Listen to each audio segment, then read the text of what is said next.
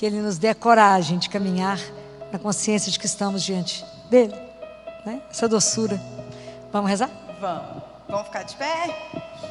Que você faça a sua própria oração pela doutora Filó, porque a gente tem que criar esse hábito de ser intercessor uns dos outros. Então, que a gente possa exercitar aqui também, né? Você pode estender a sua mão para cá? Você que está em casa também, faça a sua oração. Senhor, nós te entregamos a doutora Filó. Este que foi um ano conturbado, mas os olhos permaneceram em Ti. Obrigado, Senhor, pelo chamado que o Senhor tem na vida da doutora Filó. E nós agradecemos também pelo sim que ela dá. Porque nós sabemos o quão poderoso instrumento seu ela é.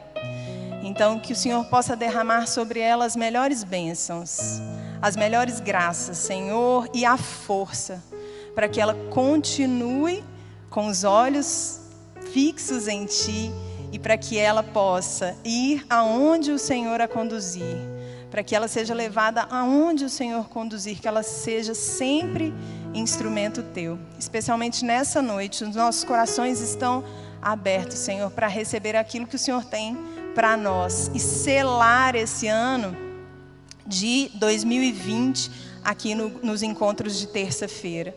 Preparar aí o nosso coração para a quinta-feira, passar a virada diante do Senhor, na Tua presença, e preparar os nossos corações para aquilo que o Senhor tem para nós no próximo ano de 2021. Mãezinha, que a senhora seja intercessora e protetora da doutora Filó, aonde quer que ela vá, que a senhora possa permanecer junto dela hoje e sempre. Ave Maria, cheia de graça, o Senhor é convosco. Bendita sois vós entre as mulheres, bendito é o fruto do vosso ventre, Jesus. Santa Maria, Mãe de Deus, rogai por nós, pecadores, agora e na hora de nossa morte. Amém. Vinde, Espírito Santo, vinde por meio da poderosa intercessão do Imaculado Coração de Maria, vossa amadíssima esposa. Vinde, Espírito Santo, vinde por meio da poderosa intercessão do Imaculado Coração de Maria, vossa amadíssima esposa. Vinde, Espírito Santo, vinde por meio da poderosa intercessão do Imaculado Coração de Maria, vossa amadíssima esposa. Amém. Vamos sentar. Eu queria também agradecer a Jaque, minha irmã, que vem toda semana rezar o terço. E eu sei que ela fica ali quietinha, rezando intercessão por mim. Né? Isso é sem preço, né? Saber que ela está sempre ali em intercessão. A gente não faz nada sozinho, né, gente? A gente só caminha porque é um monte de gente junto. Bem, nós acabamos de celebrar Natal. E Jesus, quando nós celebramos o Natal, que a gente celebra a vinda de Deus, né? A vinda, Deus que olha para a humanidade e fala: oh, mas o que eu sonhei está assim meio fosco, meio embaçado, aquela imagem que era minha, que eu os criei como meus filhos. A imagem está meio embaçada, meio fosca. Então reuniram lá, né? Jesus aceita vir. E o amor vem na vida de cada um de nós, ele se encarna. E quando Deus se encarna, ele encarna e faz uma família. Ele humaniza e por isso ele diviniza uma família, né? Jesus não veio só, ele veio através de uma família. Por isso hoje eu quero falar um pouco sobre a família de Nazaré. Porque ela é um modelo para nós de família. Claro que ela será sempre um modelo que não terá como ser repetido. Por isso é modelo. Mas tem algo em Nazaré, tem algumas coisas em Nazaré que a gente precisa pensar, porque a gente pode aproveitar muito das coisas de lá. Olha que coisa linda quando Jesus assume a nossa humanidade e vem. E agora, quando os pastores recebem a notícia dos anjos e que eles vão a Belém, eles não encontram Jesus sozinho na manjedoura, eles encontram a família, né? Maria, Jesus e José. E olha como é que a coisa caminha. Quando José aceitou, porque o anjo falou a ele: José, pode receber Maria, que o filho que ela está gerando é o filho do Altíssimo. José, que já era um homem justo, um homem que infelizmente a gente não encontra nenhuma palavra escrita que foi falada por ele. Claro que ele falou, mas a gente não tem nenhuma palavra que foi falada por ele. José é atraído por causa de Maria para viver uma intimidade única com Deus. Fico imaginando como é que José cresceu na caminhada de fé com ele por causa de Nossa Senhora. Ele cresceu profundamente. E assim eu fico pensando que nas nossas famílias, nas nossas casas, sempre tem um que puxa o outro. Às vezes é a mulher que reza mais do que o marido e puxa o marido, pelo exemplo. E muitas vezes é o marido que puxa a esposa, porque às vezes é ele que reza mais do que a mulher. E aquilo vendo todo dia, fala, mas ela consegue umas coisas diferentes, vai lá também aprendendo e vai sendo atraído por essa intimidade com Jesus. E é tão interessante que porque José viveu isso, e depois com a presença de Jesus dentro de casa, pode imaginar o que foi isso, José consegue viver exatamente a vocação que o pai chama. E ele vive essa vocação assim como uma resposta brilhante, perfeita ao que o pai chamou. Ele consegue cumprir com forma, assim, com louvor, tudo que o pai chamou. Ele protegeu Jesus, ele foi o pai adotivo, ele protegeu e cuidou de Maria, como ninguém faria melhor. Você imagina que foi José que ensinou Jesus a rezar, junto com Maria. Porque como uma família cristã, a família judia também reza. Nos horários, 3 horários por dia, reza nas refeições, ia à sinagoga aos sábados e fazia as peregrinações a Jerusalém todo ano. Então a família cumpria tudo que estava prescrito na lei. Não foi assim que Nossa Senhora, nós vimos na missa no Evangelho de domingo, no Evangelho de Lucas, capítulo 2, que fala: quando se completaram os dias para a purificação deles, segundo a lei de Moisés, levaram-no a Jerusalém, a fim de apresentá-lo ao Senhor, conforme está escrito na lei. Todo macho que abre o útero será consagrado ao Senhor, e para oferecer em sacrifício, como vem dito na lei do Senhor, um par de rolas ou 2 pombinhos. Por quê? Porque eram pobres. Então, levou o que tinha. Mas cumpriram tudo, apesar de estar com o Filho do Altíssimo. Fizeram tudo que tinha que fazer. Foram lá, apresentaram aquele menino e voltaram para Nazaré. Voltaram para Nazaré e era aquela vida de rotina. E aquela vida sem nada grandioso acontecendo. Aqui quem é casal, família, sabe o que é a rotina de um recém-nascido em casa. Maria viveu isso, era a rotina de um recém-nascido humano. Amamentar, lavar, passar, cozinhar. Ela não teve os anjos por conta dela, não, gente. Ela fez tudo. Foi do ponto de vista, foi uma família humana. Mas é tão interessante que a gente vai aprendendo que mesmo nessa rotina, neles fazendo essa vida que aparentemente era uma vida absolutamente comum. O que eles tinham diferente de outras famílias? Nada. Um menino crescendo. Um menino crescendo. Mas era Deus trabalhando ali, né? Vai nos ensinando que apesar da rotina, o segmento de Deus é um segmento que a gente faz todos os dias.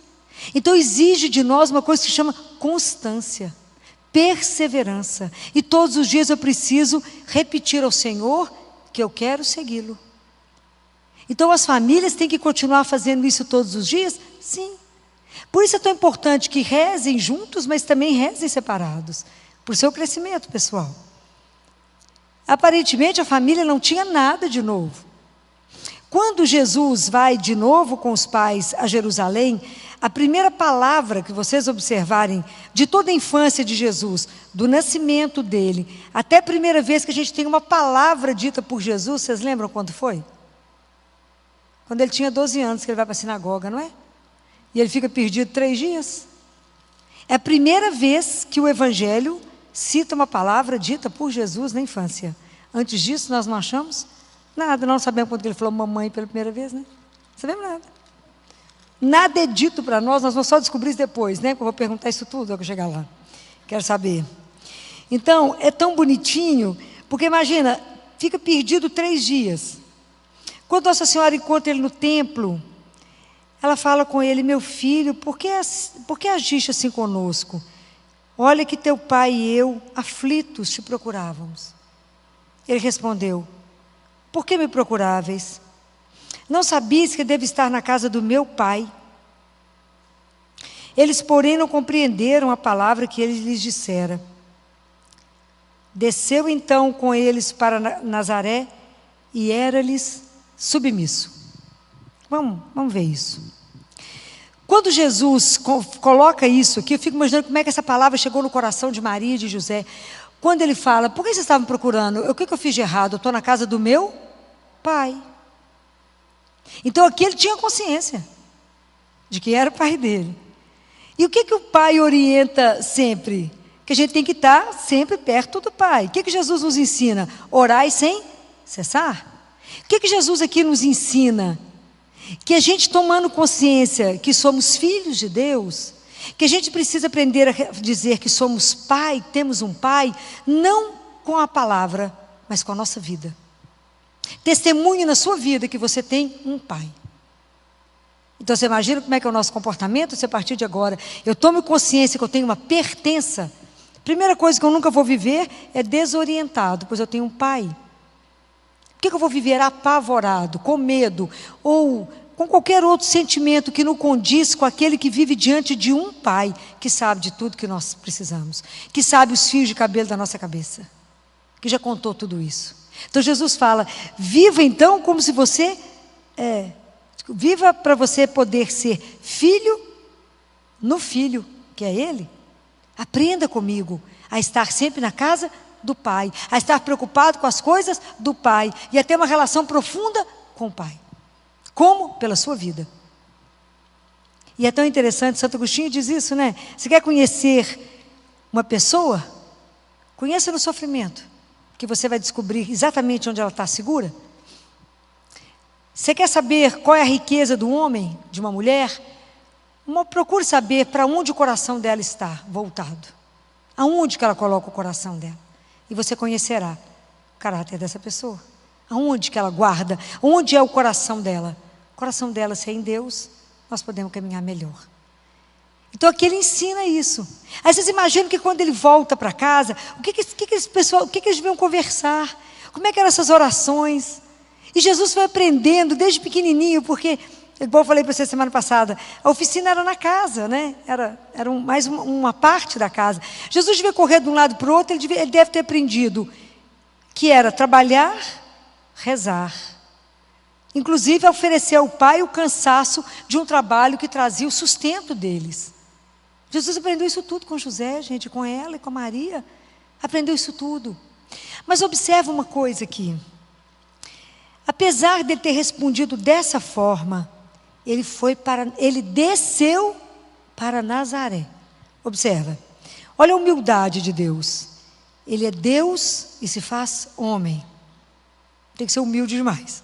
Larga, vem ficar num corpo, aceita entrar dentro de um útero, aceita ser um neném, aceita ter que mamar, aceita ter que aprender tudo, a ser desfraldado, aprender a andar, aprender a falar, tudo ele teve que aprender, como humano.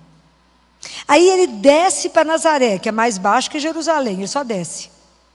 E ele era submisso. Presta atenção, Jesus obedeceu.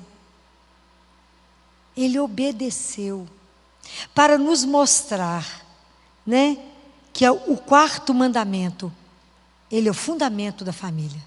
O 4º mandamento significa obediência dos filhos aos pais. Como isso está esquecido? Ele foi a um cardeal, Fulton Sheen, que diz que Jesus gastou 3 horas na cruz, na redenção, porque ele foi crucificado ao meio-dia, morreu às 3. Ele ensinou durante 3 anos, dos 30 aos 33, e obedeceu durante 30 anos a uma mulher. É de encantar. A vontade humana dele, é claro que foi vontade humana, foi submissa. Teve que aprender. né? Aprender ali com Maria, aprender os limites, aprender as coisas. Vocês imaginam que Nossa Senhora poderia ter começado, inaugurado a primeira escola progressista do mundo. Aquele menino era o único que não podia ser contrariado. Era o Filho do Altíssimo. Pode imaginar isso? Ela começou a criá-lo, ela devia ter próximo de 15 anos, né? Que ela engravidou de 12 para 13. Teve esse menino e tinha que pôr limite nesse menino, que era o Filho do Altíssimo. Então, Nazaré não foi uma escola, foi uma universidade. E vocês imaginam que esse menino foi crescendo em estatura e graça diante de Deus e dos homens. Aquela vida que eu falei de rotina, Deus cozinhando ele em fogo brando. Não é? Deus cozinhou Jesus em fogo brando. 30 anos, eu fico imaginando Maria olhando para a gente, como é que vai ser isso? Isso que vai salvar o mundo, como é que vai ser isso? Né? Porque vocês imaginam, era tudo humano. E qual era a diferença que a família fazia? Não, participava de tudo, tinha os parentes. Tanto que quando Jesus começa a pregar, eles acham que Jesus está louco. Fala, mas esse menino, o que aconteceu de repente, esse Smoke é filho de Deus? Ele foi cozido a fogo brando. Então vocês imaginam o tanto que para nós é difícil o tempo de Deus. Jesus esperou 30 anos para o Pai falar, agora é o seu tempo. 30 anos. Vocês imaginam no tempo que nós estamos vivendo hoje, que as pessoas estão vivendo tolerância? Zero. Zero. As pessoas mandam uma mensagem para você no WhatsApp, se eu demoro menos que um segundo para responder, chega um tanto de interrogação. É porque eu vivo à toa, né? Não tenho o que fazer. Estou no CTI atendendo uma parada, tenho um problema de um supositório, vou receber um monte de interrogação. Não que não seja importante, mas eu estou diante de uma maior urgência. Mas hoje as pessoas não dão conta mais de esperar. Não dão conta. E aí nós aprendemos uma coisa que se chama os tempos de Deus. Nazaré nos ensina que existe tempo. E o tempo de Deus é diferente do nosso tempo. Porque ali, Jesus teve que aprender muita coisa como homem. Né? Subjugar a vontade. Ele teve que aprender a esperar. Ele teve que maturar para ele poder sair. Era o tempo do Pai. E às vezes a gente acha que o tempo de Deus é só o tempo da eficiência, o tempo da produção. E na verdade, às vezes o tempo de Deus é o tempo do silêncio. É o tempo de trabalhar a sua vontade. É o tempo de você conseguir compreender o que Deus quer de verdade de você. Clarear as ideias. Te dar o caminho, abrir as coisas. A gente é muito imediatista. Hoje eu falava com uma menina lá no consultório. Ah, doutora Filó, mas é muito difícil montar um negócio. Sim, mas muitos problemas. Sim, mas antes de você montar, você conversou com Jesus? Não, agora você quer fazer com que ele faça que dê certo. É assim que a gente é. Porque primeiro, você tem vontade de fazer alguma coisa, fica tempos com ele ali no Santíssimo, conversa. Se você não teve muita clareza, volta amanhã, ele está ali mesmo. Volta depois, até você ter certeza que é aquilo mesmo. Porque aí você não precisa depois pôr meio mundo louco para rezar para você, para ver se Deus dá um jeito na história. Que você não perguntou para ele antes se devia. Mas é porque a gente acha que sabe tudo. A gente acha que tem domínio de tudo. Sabemos nada.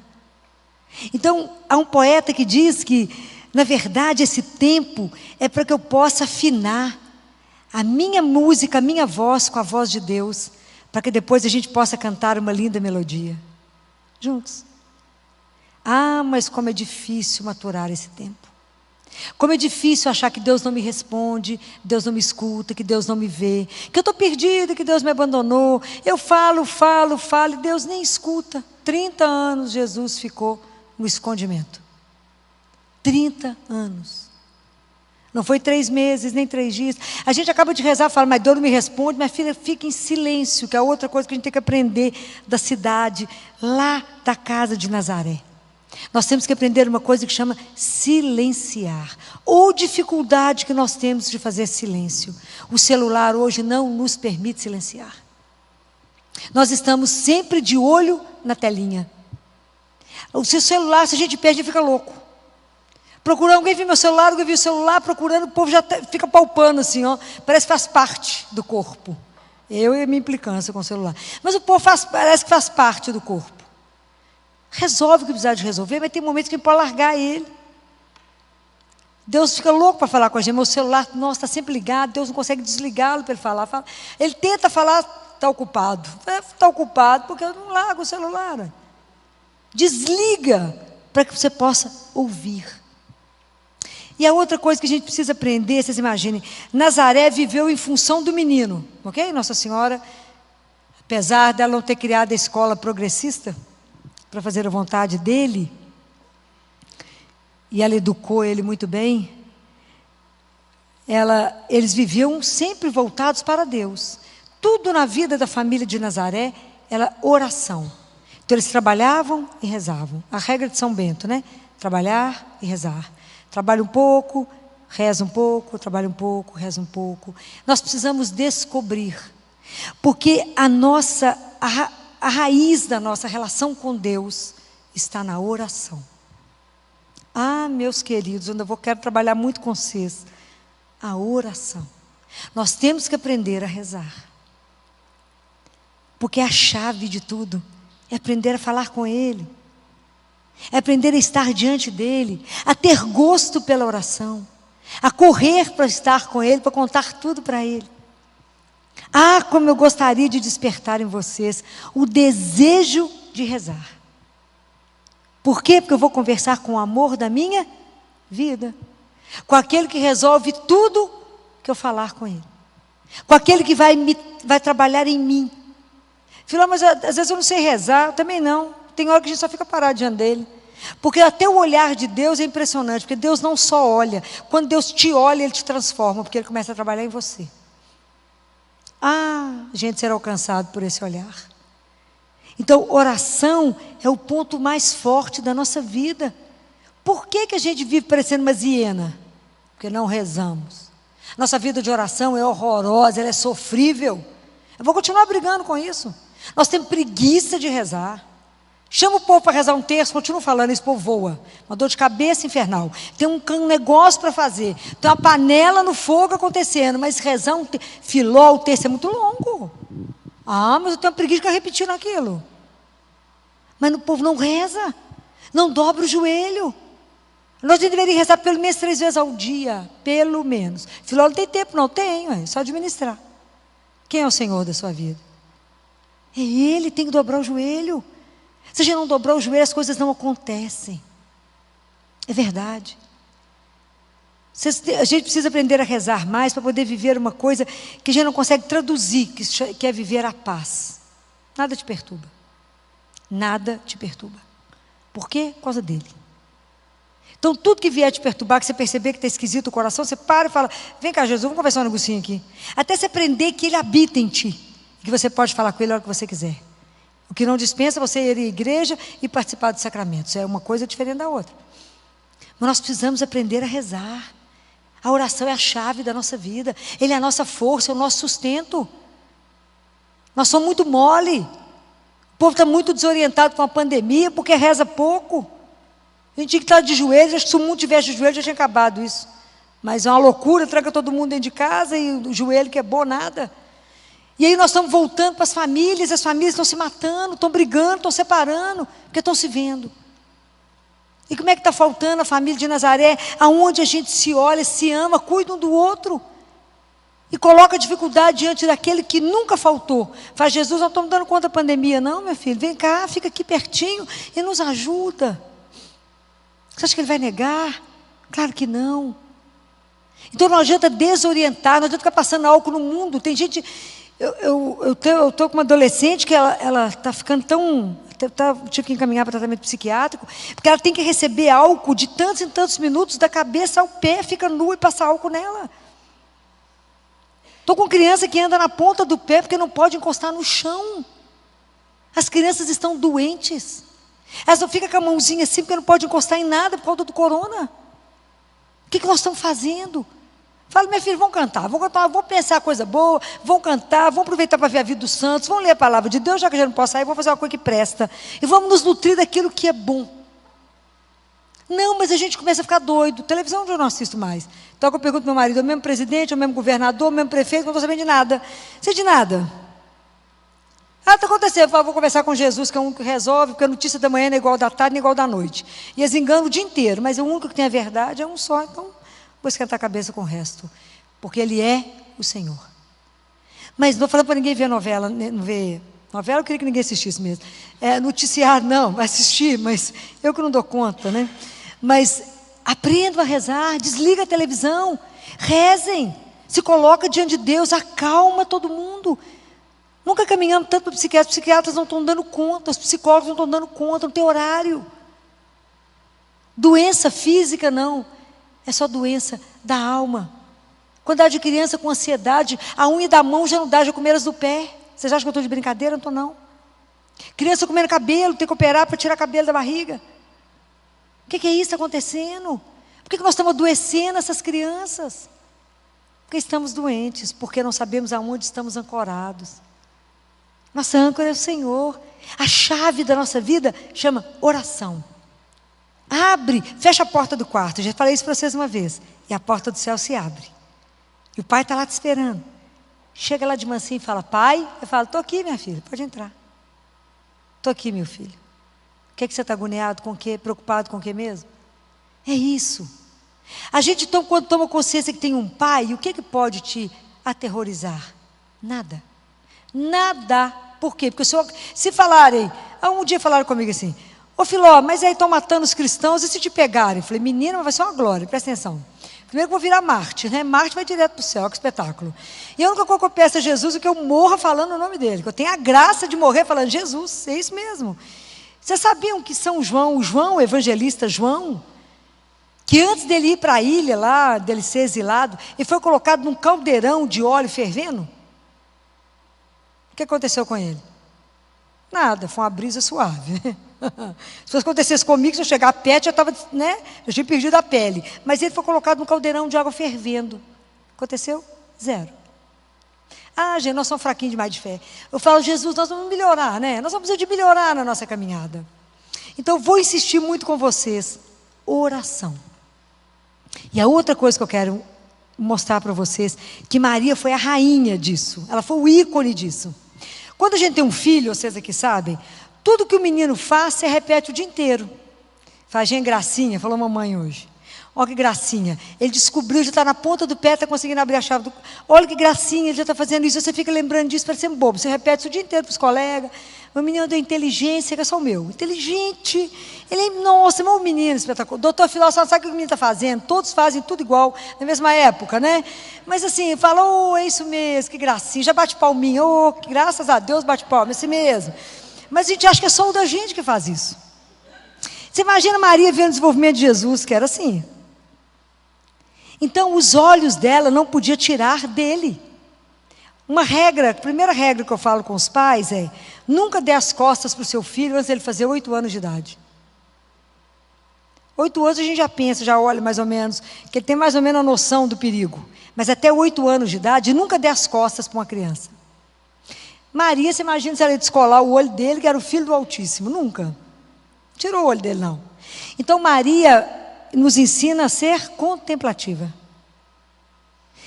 E onde que a gente pode ficar olhando para Jesus desse jeito, gente? Fazer adoração ao Santíssimo. Gente, nós estamos falhando demais. A gente precisa ir lá ver Ele. É vivinho. É Jesus vivo. Se Ele tivesse ali em corpo e alma, ali agora, para a gente ver, porque Ele está ali, corpo, sangue, alma e divindade, está ali. Mas se eu conseguisse ver, né? Nossa, só acho que ninguém saiu dessa igreja hoje. E a fila? Todo mundo tinha um assunto para falar com Ele. Imagina quem é que te descolar dali. Ninguém. E na verdade Ele está ali, vivo. Vai ver Ele. A gente não tem noção do que significa fazer uma visita a Ele. Tem um tanto de igreja aberta. Vá vê-lo. Eu te digo que eu atravesso, saio do CT igual uma louca, para ir num lugar longe ver Ele, que eu amo. Sai louca, eu chego lá e falo com Ele, tem 15 minutos para ficar com você? Mas eu vim, só para ficar com você. Só para te fazer companhia. Geralmente eu estou sozinho, não tem ninguém. Falo, vim te fazer companhia, só um pouquinho. Vim cá te ver. Vou conversar com você, te contar o que aconteceu lá no CTI de manhã, como se eu não tivesse visto, eu tinha repeto de novo a cabeça dele. Conta as outras coisas, fala o que você pretende fazer hoje, conversa, chora, ri. Fala o que você quiser, faz uma declaração de amor, mas vá visitá-lo. Vai colocar seu coração diante dele. Vai falar, Jesus, eu não entendo nada desse mistério, o Senhor é o mistério do início ao fim, meu filho. E minha vida é uma profissão de fé que eu vou falando, eu creio. E eu creio, não entendo nada, mas vou falando, eu creio, é isso mesmo. Jesus se fez carne, sim senhor, eu acredito. Ele está aqui na hóstia, eu acredito. Eu vou levando, mas eu já não vê nada, não sabe de nada. Mas é muito mistério de amor. Mas eu creio, Senhor, que o Senhor veio para nos ensinar a ser filho. O Senhor veio nos revelar que nós temos um Pai e que fomos criados para uma vida eterna. Eu creio.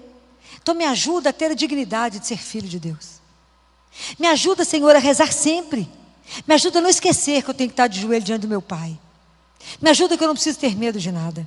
Me ajuda que eu posso me abandonar. Me ajuda, Senhor, a fazer da minha família, que não vai ser uma casa de Betânia, de Nazaré, nunca, Senhor. Mas uma casa de Betânia a gente peleja para ser, porque é a casa dos amigos dele. A gente quer ser seu amigo. A gente quer ter o Senhor dentro de casa, Jesus. A gente quer rezar. A gente quer confiar tudo ao Senhor. A gente quer rir e chorar com o Senhor, contar as alegrias e as tristezas. Nos ajuda a amar uns aos outros, a colocar amor na família, Senhor. Porque às vezes tem tantas marcas que fica insuportável continuar a convivência. Nos ajuda a perdoar. Quando o marido falou uma coisa ruim, e às vezes eu quero dormir de costa para ele, e aí a gente não pode dormir de costa, porque vai que um morre de madrugada. Então é melhor pedir perdão antes que anoiteça, está na palavra de Deus. Não estou falando que morre de madrugada, mas é o que eu estou falando. Pode ter um AVC na área da fala, no outro da escuta, como é que nós conversamos depois? Então aproveita enquanto é tempo de pedir perdão. Sabe por quê? Porque o tempo que a gente está uns com os outros é pouquinho. E se Deus te fez família, eu estou vendo tanto casal, é porque o outro é um presente na sua vida. Só Deus sabe por que Ele escolheu ele, ela. O que nós temos que aprender uns dos outros? É presente. Então aprenda, extrai o melhor dele, extrai o melhor dela. Estejam juntos. Mas nunca com medo, sabendo que casamento precisa de 3. Já não casa 2, casa 3. É o amante, o amado, o amor. Ele é o amor que nos faz caminhar. É Jesus mesmo. Porque se ele sair de uma casa, meu filho, pode largar que a casa que tem Deus tem cheiro. E a gente não é uma família perfeita, mas é uma família que com o casamento de vocês, uma família hoje que se diz cristã, ela navega contra o mundo.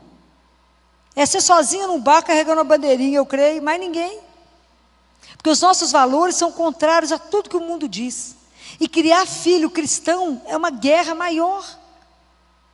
Mas vocês nunca desistam, porque se Deus fez vocês família, não é fácil. Não tem uma família perfeita. Mas é nessa mesma que Deus deseja. Quando Jesus veio numa família, foi para santificar a família. E as famílias são os olhos de Deus. É o amor de Deus. Então nunca a graça de Deus irá faltar numa família. Senhor, está difícil demais, cara, ajuda a querer matar meu marido. Quero matar a sogra, o marido, a cunhada, todo mundo. Conta para ele. Fala, o senhor falou, não matarás, né? Então amansa meu coração, querido, porque senão eu vou matar, se não tiver a graça do Senhor. Aí quando você assusta, Deus trabalha, e Ele trabalha, de repente você está amiga da sogra, trocando até receita. Por quê? Quem fez isso? O Espírito Santo de Deus. Trabalhou. Jesus, estou dando conta desse menino, não, nós vamos pegar ele numa coça só. Não, antes de bater nele, chama Jesus. Fala, esse menino, esse adolescente é terrível, ele não quer ouvir falar do Senhor. Fala com o Senhor, nossa, eu preparei um café para te convidar, Senhor. Senta aqui, põe a xícara para ele, convida ele. Fala, vou te contar tudo aquele menino que o Senhor mandou para mim, não estou dando conta dele não. E vocês verão o que Ele fará. Nunca duvidem da graça de Deus sobre uma família. Nossa Senhora nos avisou que nos últimos tempos as famílias seriam os grandes alvos do inimigo, porque ela é o grande amor de Deus. Então vocês se colhem muito, viu? Fiquem muito agarrados um no outro. Olha o que na família não está bom. Mas peça a Jesus que revele. Fala, Jesus, o Senhor nos fez família. Conta para nós o que na nossa caminhada não está bom. Não é cristão, Senhor, o que nós estamos fazendo. E Ele vai mostrar. Por quê? Porque vocês serão testemunhos para tantos que não acreditam nisso. Que tantos que estão vivendo de uma forma que não agrada o coração de Deus. Então vocês que são famílias cristãs, nós temos uma missão imensa. Lembrem que quando os discípulos abandonaram Jesus, que Pedro falou, Senhor, se aconteceu alguma coisa, eu morro junto com o Senhor. Ele falou, Pedro, antes do galo cantar, meu filho, você já vai pegar 3 vezes. Que é isso, Senhor? Vai, Pedro.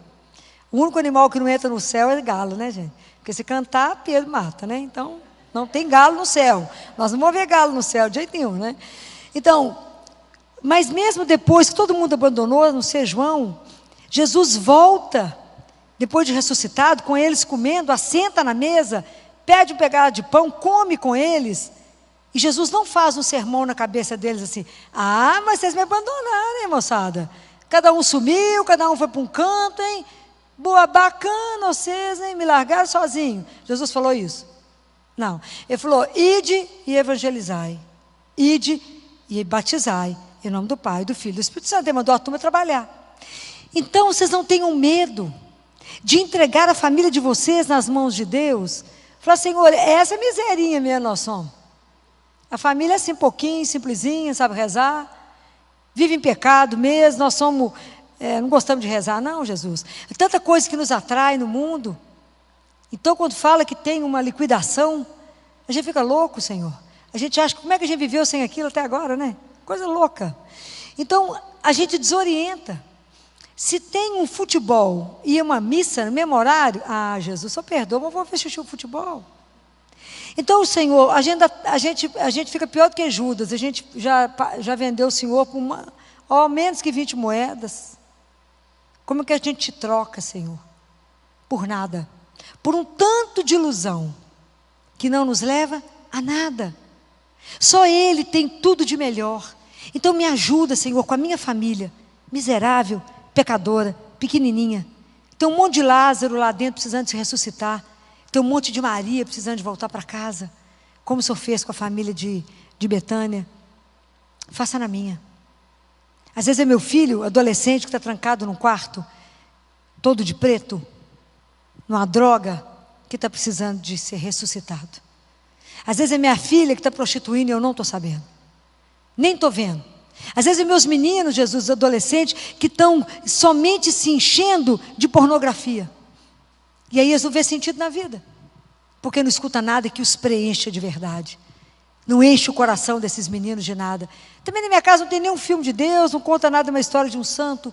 E eu também não conto uma história para os meus filhos, não mostro nada para eles. Não mostro a beleza de um Deus que veio por amor. De uma família apaixonante que é a família de Nazaré. De conversar essas coisas, de falar como é que esse menino caminhou e cresceu por amor. Sabe quando é que a sua vida vai ser transformada?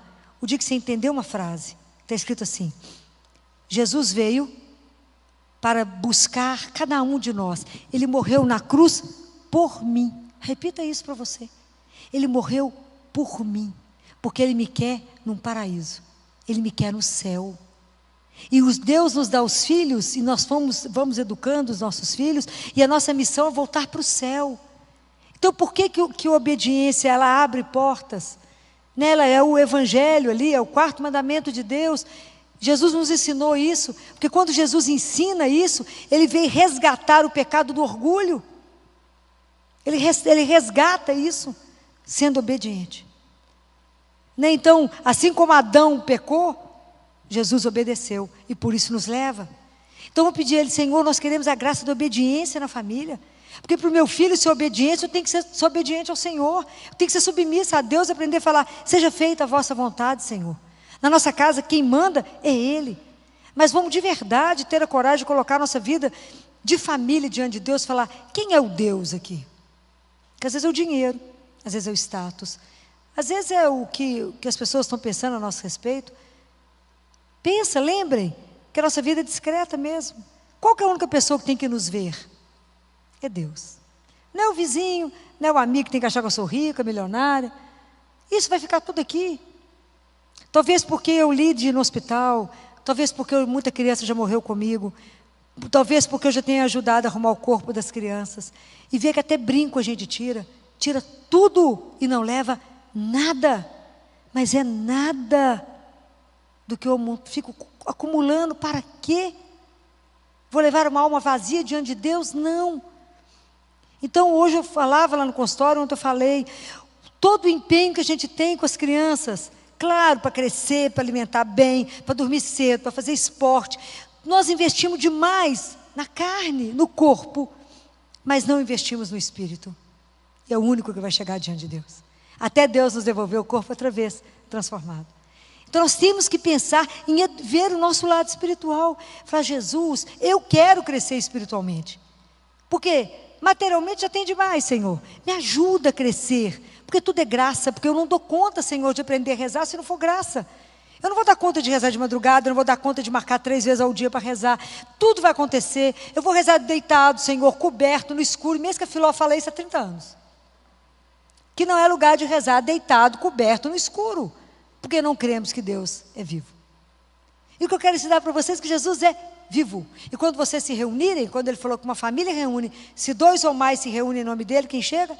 Ele. E nós desprezamos isso. Não percam mais tempo.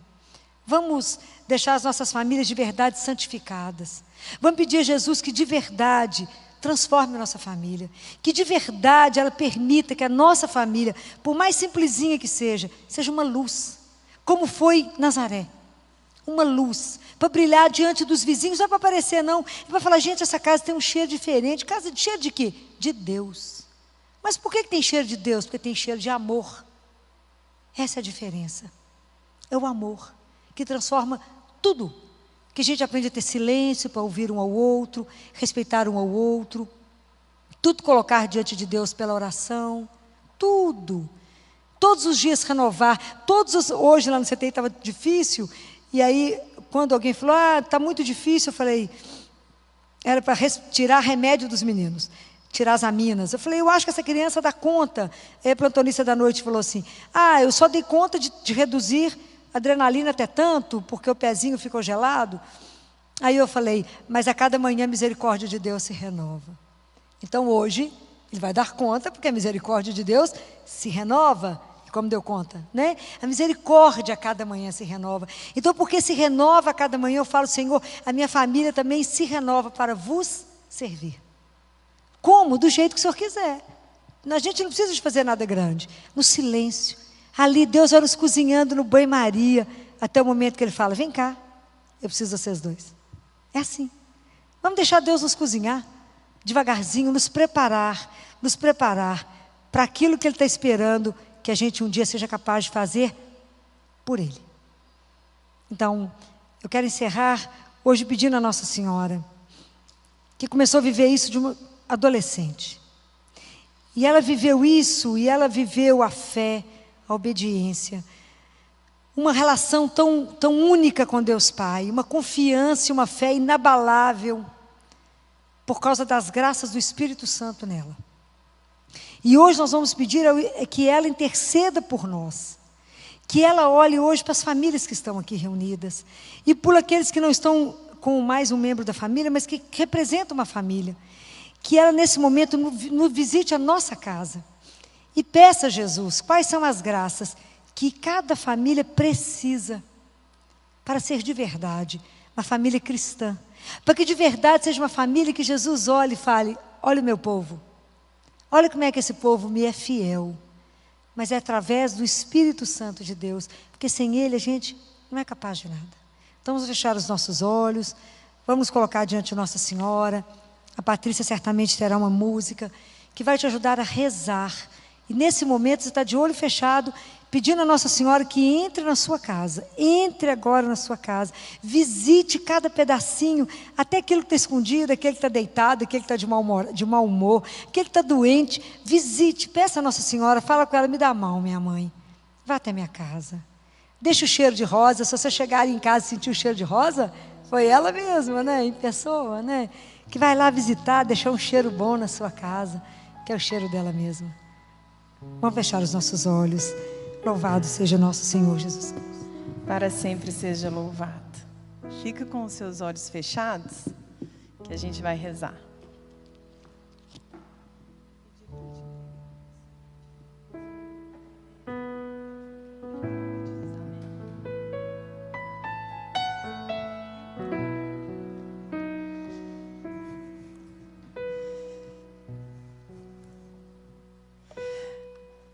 Senhor, como é bom estar diante da Tua presença e ouvir palavras que nos desinstalam. a ser diferente, a fazer diferente. Como é bom, Senhor, poder ouvir o testemunho da doutora Filó e nos inspirar a investir mais na nossa vida espiritual. Como ela tão bem disse, nós que nos dedicamos a evoluir em tantas coisas, que nós tenhamos como meta em 2021, Senhor, fortalecer e crescer espiritualmente, fortalecer a nossa vida espiritual e crescer espiritualmente. Pois nada do que nós buscamos conquistar nessa terra, nós poderemos apresentar diante de Ti. Que nós possamos em 2021 procurar crescer em virtudes, nos inspirar na vida dos santos, para sermos verdadeiros imitadores de Cristo. Que através dos sacramentos, Senhor, nós possamos nos aproximar e permanecer com os nossos olhos em Ti.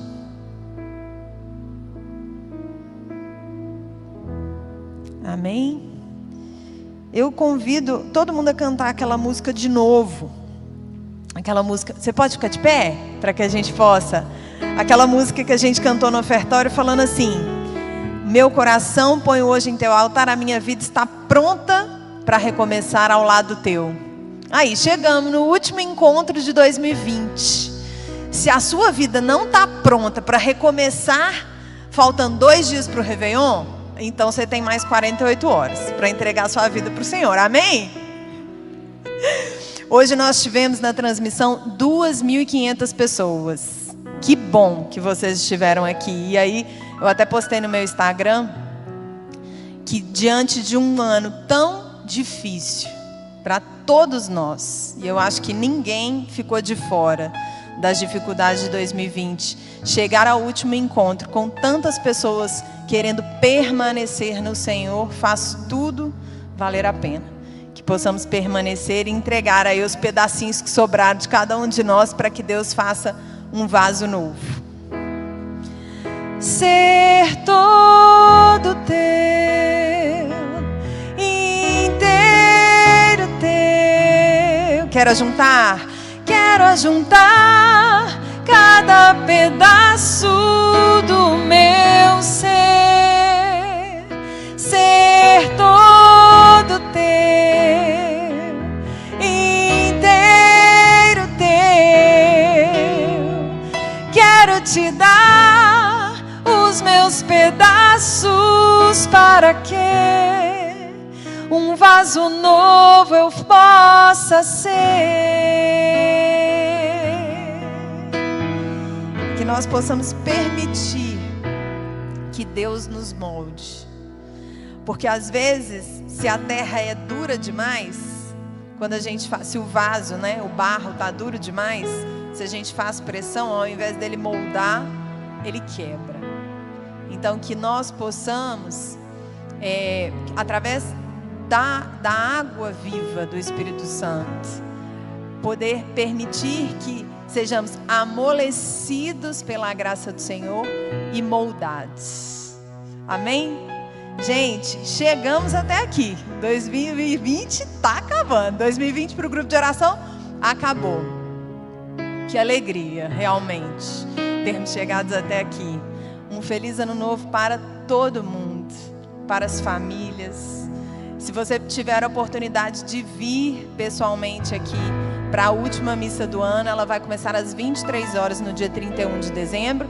Para quem estava perguntando no YouTube, a Bom Jesus do Vale fica em Nova Lima, no Vale do Sereno, logo bem pertinho do BH Shopping. Então é Nova Lima, mas é Belo Horizonte, 3 quilômetros de distância. Vocês são todos muito bem-vindos e certamente no YouTube do Padre Alexandre vai ter a transmissão desse momento de final de ano que a gente vai ter aqui na paróquia. Para todos vocês, Deus abençoe. Se Deus quiser, nós não pararemos, como a Filó disse, em janeiro. Então te esperamos aqui na terça-feira que vem, viu? 19h30 começa o grupo de oração com oração do terço. Estivemos reunidos e continuaremos reunidos em nome do Pai, do Filho e do Espírito Santo. Amém. Feliz